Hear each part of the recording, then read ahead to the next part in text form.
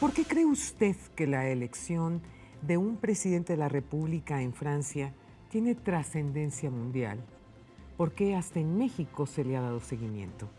Como ustedes saben, los electores franceses dieron el primer lugar al centrista Emmanuel Macron, quien se alzó con la victoria para ir a la segunda vuelta el 7 de mayo.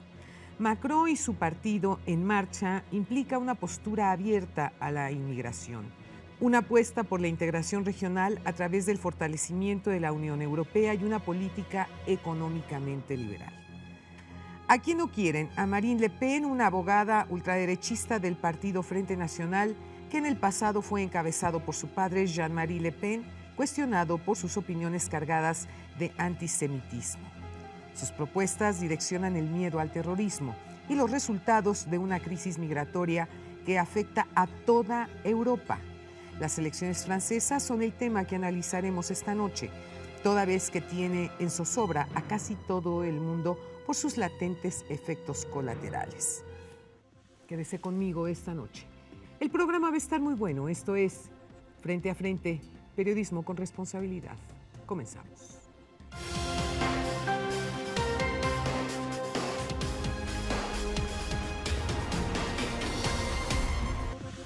Me da muchísimo gusto recibir aquí en el programa a Fausto Pretelín, él es internacionalista, y sobre todo el hablar de este tema que ciertamente ha despertado un enorme interés en muchos países, no únicamente en Europa, sino desde luego en América. ¿Qué repercusión puede tener, particularmente en nosotros los mexicanos, la decisión de los franceses en el momento de elegir a quién estará al frente de la presidencia? Lolita, buenas noches. Buenas noches. De saludarte, muchas gracias por invitarme. Bueno, es una elección que tiene una repercusión en el mundo entero. En México, pues está, yo creo que la idea de la debilidad de los partidos políticos, la credibilidad. Más bien la no credibilidad. Sí, la escasa credibilidad o nula credibilidad. Hay que recordar a los televidentes que en Francia los dos grandes partidos, es decir, el partido de los republicanos y el Partido Socialista francés, no están en la gran final. Eso es algo inédito, sí, es algo que los propios franceses no creen cómo sucede o cómo sucedió este evento. Y yo creo que hay que asimilar a nuestra cultura política, la democracia, la estabilidad, el debate, por ejemplo, que ocurrió entre Macron y Le Pen el jueves por la noche, pues se dijeron muchas mentiras. Eso hay que, qué raro, ¿no? hay que tomarlo en cuenta, ¿no? Vienen Sí, las claro. elecciones en México y hay que estar revisando, ¿no? Como los estadounidenses les llaman el check and balance, decir qué está sucediendo. Le Monde, por ejemplo, hizo un estudio y detectó 19 mentiras en la candidata ultraderechista Marine Le Pen. Una de ellas fue terrible cuando le dice a Macron que tiene una cuenta offshore en Bahamas. Y yo creo que fue como el famoso de chicle y pega, ¿no? Sí, es decir, claro. a ver si pegaba y la demandó el Macron. Entonces yo creo que la repercusión es muy importante en México también, en la Unión Europea es fundamental. Si gana la ultraderecha, prácticamente la Unión Europea se viene abajo. ¿Por qué? Porque Francia es un país fundador de la Unión Europea, a diferencia de Gran Bretaña, que viene el Brexit, pero no es un país fundador. Y Francia sí, entonces pende de un hilo la propia Unión Europea. Entonces, las repercusiones son muy importantes a nivel Sin global. lugar a dudas, Estados Unidos pues coquetea mucho con la candidata ultraderechista, ¿eh? Sí, por supuesto. Es interesante lo que mencionas porque inclusive Marine Le Pen viajó a Nueva York, trató de encontrarse con Donald Trump, fue fotografiada en una cafetería cercana a la Torre Trump, no la recibe, no sabemos qué sucedió ahí, pero sí se han coqueteado, claro, evidentemente.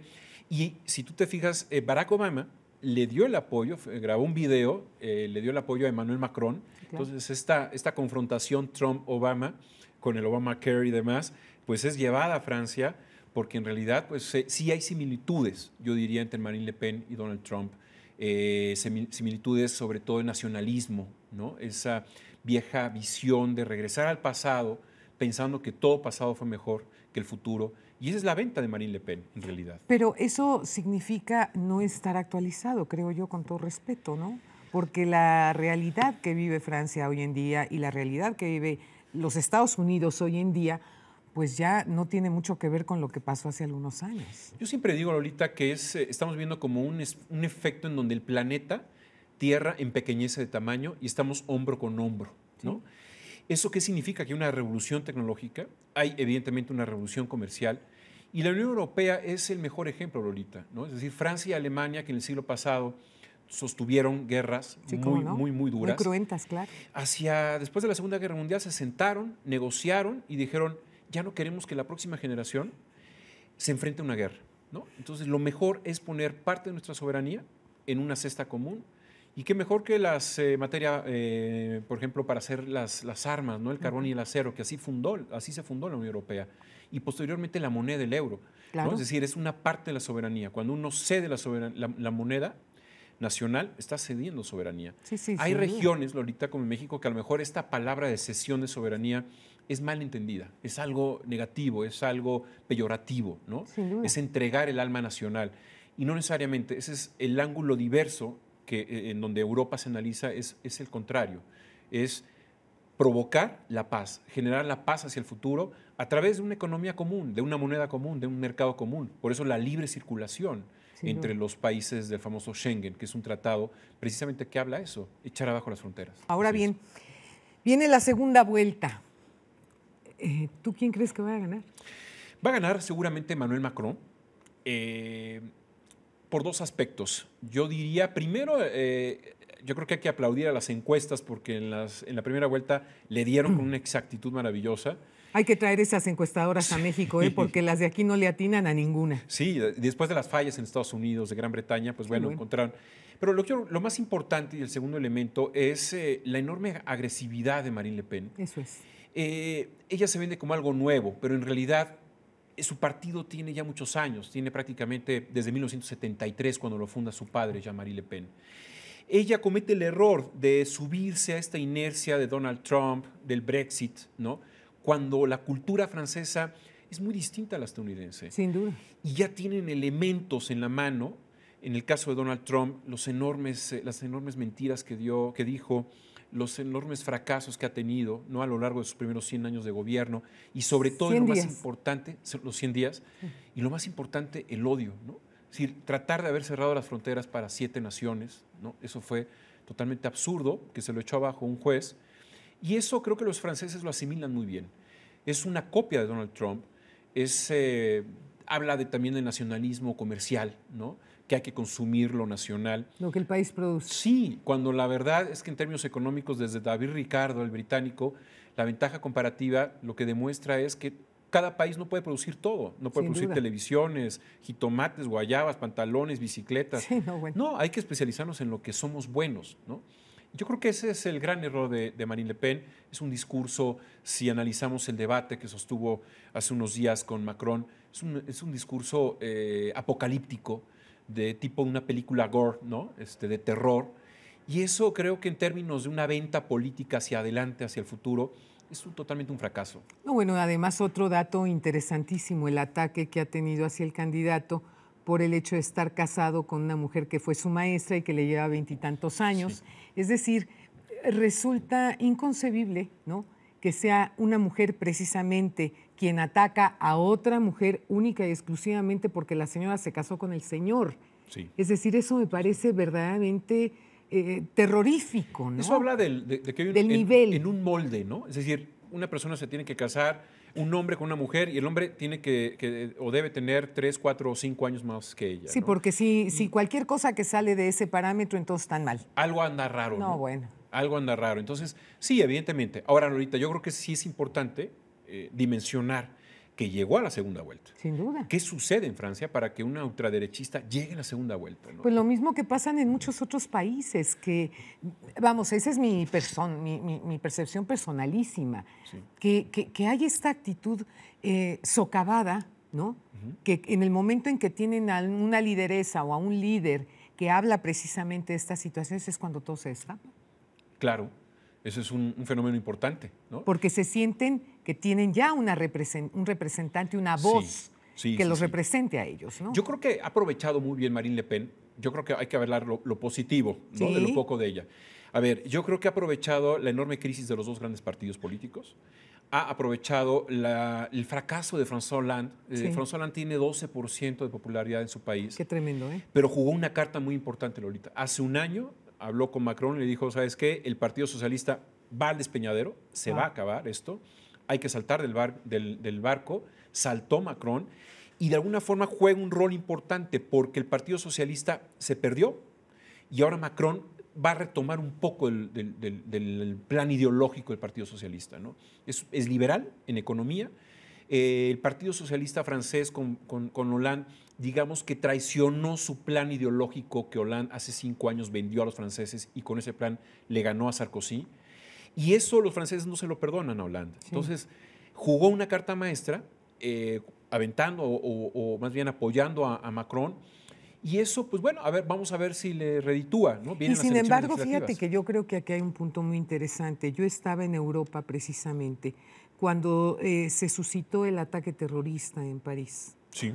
Y la actitud del presidente Hollande fue altamente reconocida por toda la Unión Europea, porque en verdad, salió y dijo, aquí no nos va a vencer nadie. Y ese amor y esa camiseta que él se puso en un momento verdaderamente trágico, terrible, eso levantó mucho el ánimo de los franceses y sobre todo pues de todos los países que le rodeaban, ¿no? Es un buen ejemplo que tú pones, porque la noche del atentado en el centro de diversiones El Bataclan en París, Hollande se presentó a medianoche, ¿no? Es decir, iba obviamente muy bien resguardado, pero estuvo. Se presentó. Así es. Y eso es muy importante, que el presidente se presente en la zona de las tragedias. Absolutamente. Y bueno, desde algún lugar de Europa, José Luis Belmar nos tiene una mujer en la historia. Nacida en 1729 en Stettin, Prusia, Catarina la Grande fue una princesa alemana llamada Sophie Friederike August von Anhalt-Zerbst. En 1744 se fue a Rusia, donde se casó con el gran duque Peter Augusta Holstein, quien se convirtió en Pedro III de Rusia en 1762. Como su marido se antagonizó con todo el mundo, Sofía lo echó del trono y fue declarada Catarina II emperatriz. Durante su régimen provocó una serie de mejoras en Rusia. Ganó 5 importantes guerras contra el Imperio Otomano y así como Pedro el Grande, Catarina apoyó la occidentalización, mejorando el gobierno ruso a través de la influencia de Occidente. Una de las grandes adversidades a la que se enfrentó fue la rebelión Pugachev, iniciada por un individuo llamado Yemelyan Pugachev, quien se decía ser esposo de Catarina, y después de unas batallas, Pugachev no fue pieza para el ejército ruso. Fue juzgado en Moscú, pronunciado culpable y pasado por las armas. Catarina se enfocó en la cultura y educación. Estableció internados y fundó la Academia Rusa de las Letras. La literatura creció y el periodismo floreció. Fundó hospitales y colegios de medicina e hizo que el equipo quirúrgico y médico fuese fabricado en Rusia, con lo que se fue controlando la guerra contra las enfermedades.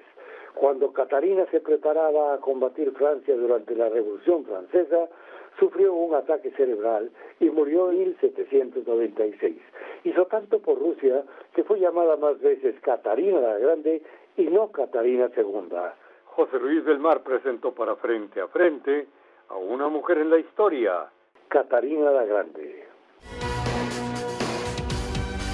Fausto, te agradezco muchísimo que hayas estado conmigo, de verdad. Es un placer, Lolita. Muchísimas gracias. No se pierda nuestro próximo programa, México Vive, tiempos de cambio, tiempos de dar la cara, tiempos para hablar frente a frente. Muy buenas noches.